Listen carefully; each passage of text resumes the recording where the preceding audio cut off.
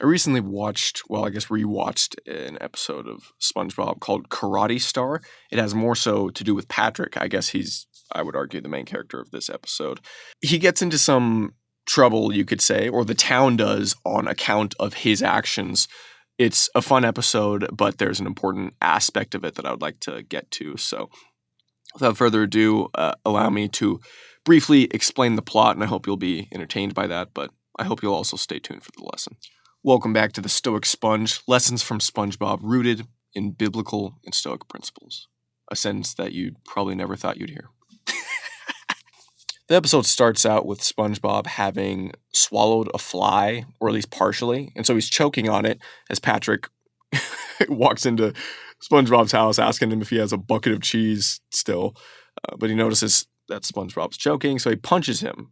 Now, it doesn't appear to be the case that Patrick knew he was choking. He just knew something was wrong, and so he punched him, which I guess maybe that's a callback to a recent episode. In fact, the episode I talked about in my previous...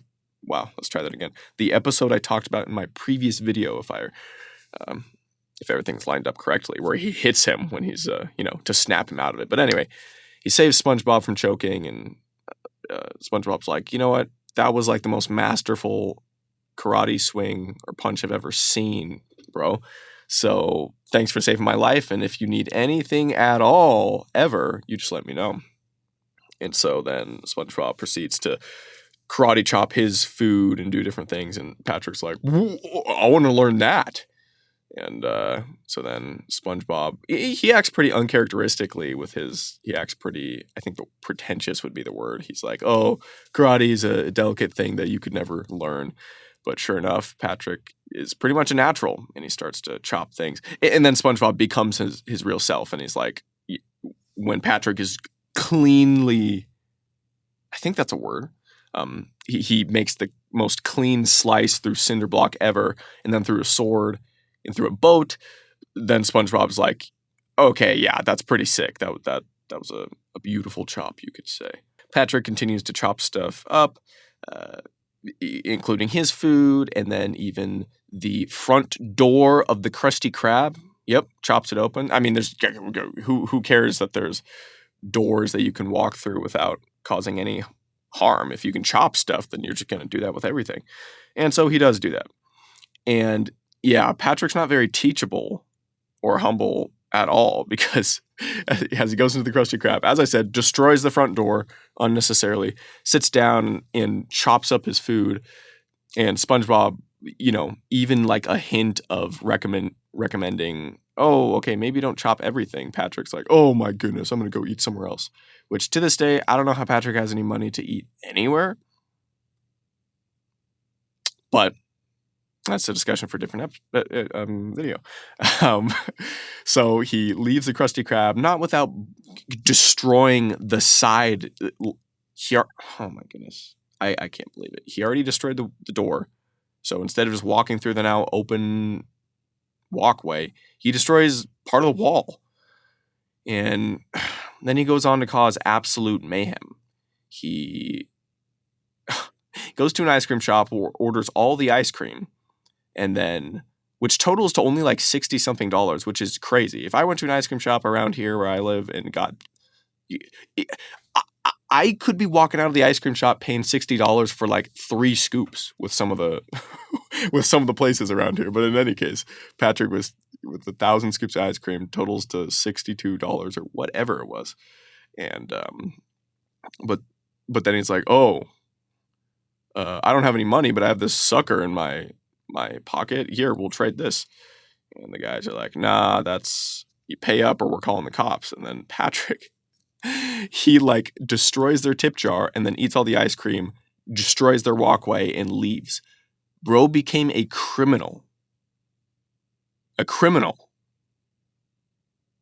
He proceeds to absolutely terrorize the city, starting with... Actually, this is one of the most commendable citizens of Bikini Bottom, because I was just talking yesterday about it, and the fish in that town, in that city, are awful. Like, they're I don't want to say dumb, but they're really, they're not intelligent. and they're super mean usually. But this one, he's like offers Patrick, he's like, oh, Patrick's like, oh, what are you eating there? He's like, green bean casserole or whatever it was. Do you want a bite? He offers him a bite. And Patrick chops it. He breaks his food and he's like, no, it's more fun to chop.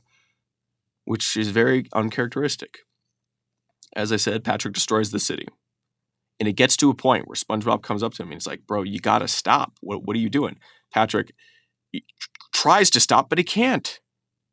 And because of this new formed habit, the habit overtakes him to the point where he seemingly isn't even in control of his actions anymore. And, unfortunately, it chops down Squidward's, what would that be? It's not a self-portrait, but it's a plant that looks like Squidward. It was really impressive, actually. But Patrick flies in the air and chops. That's pretty sad, actually. Goes to a supermarket and destroys the TV, destroys the whole thing. Come to the conclusion of this whole rampage, and Patrick decides to, if one arm is going to cause him to sin, then cut it off. And that's exactly what he did. He removed his arm that was chopping everything.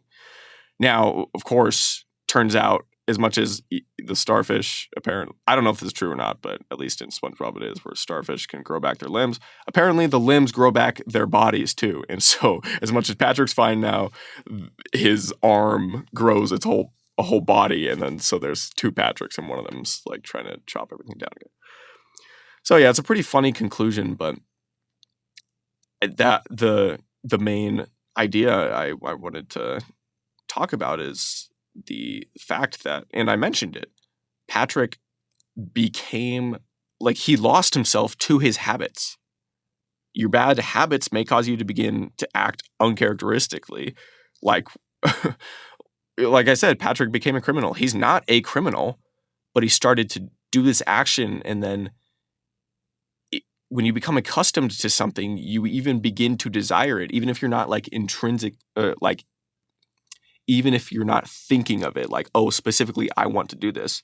Talk about drinking water, for example. I've been trying to, drink more water. It's healthy to do so. It's funny because as I've been drinking more water, I've needed more water, which I'm grateful for. But it doesn't just work with food. It's like any kind of habit. I read a proverb recently that's really stuck with me. It says, the wisdom of the sensible is to understand his way, but the foolishness of fools is deceit. That's Proverbs 14, verse 8. And what better way to understand your way than by being intentional with your actions and not becoming a slave to your habits? Now, of course, this could, being accustomed to your habits can be, well, it's usually a bad thing, but it can become a good thing if you become continuously aligned with what you think is good.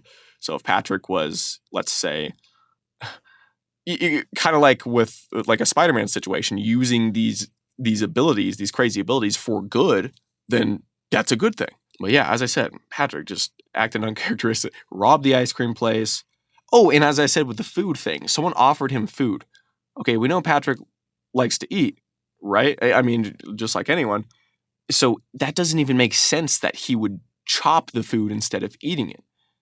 So yeah, it's just like the idea is to not become a slave to your habits. If your habits can take you over to the extent that you behave in certain ways without any reason apart from habit, then take notice of this, realize it, and do a 180. Of course, it's difficult to break habits, and probably even, I don't know if it's more difficult to form new ones, but it's a necessary thing to do. Of course, it'll feel unnatural. If you're used to doing one thing, it will feel unnatural to do the inverse. But stick with it, keep doing it, keep practicing it, and it will become the norm. It will become the new habit. And that's like a principal Stoic idea, or a main, well, yeah, I think that's the best way you'd say that, is to be a master of yourself. Again, don't be slave to impulses, habits, feelings. Decide who you are and how you're going to live, and then align your habits with that. We've all fallen short of this in one way or another, so don't be discouraged by that, but be encouraged that now you're noticing and now you're realizing, okay, this this way of acting that even maybe people have told me this isn't me. And isn't that weird that other people know? Now, of course, this can work in the other way where they'll be like, no, you've always been this degenerate. Let's go party and do like this. You've always been this way. It's like, no, of course I'm not doing that. This is a new me. But it also works in the inverse that sometimes other people know better who you're, like they'll hold you to your high standard that you've held for yourself. It's like, going back to Spider-Man, Aunt May is talking to Peter, is like, yeah, Spider-Man has to come back because he inspired people and he's a hero and people need him. Or even when he mentioned that he killed, well, when he said Spider-Man killed Sandman, then Aunt May is like, no, Spider-Man doesn't kill people. And it's just, yeah. So anyway, it can be a good reminder if you realize whether it's brought to your attention by someone telling you or simply a revelation either within your mind or from God, that you're getting off track, then correct it today. Break the bad habits. Form good ones. Don't be a slave to habits. Choose them. Choose them wisely. Understand your own way. And be the master of your thoughts and actions as you follow the master, the wonderful counselor, which is God. Well, I hope that this lesson makes sense and will help you. So apply it today and wherever. Why do I always mess that up? Apply it today and wherever and whenever applicable. Also, check out the playlist for more videos just like this. If you enjoyed this one, then you're going to love those ones too. Any thoughts you have on the video, or if you just want to simply say hi, then comment down below. I look forward to hearing from you and responding. If you don't know Christ, then there's no better day to meet him, to begin a relationship with him than today. It says in the word that if you confess with your mouth Jesus as Lord and believe in your heart that God raised him from the dead, you will be saved. There's no better decision you can make than that. Remember to treat others the way that you want to be treated, to love God and to love your neighbor, and therefore you will be your best self. Thank you so much for watching. I do appreciate it. I'll catch you in the next one. And as always, it's an honor.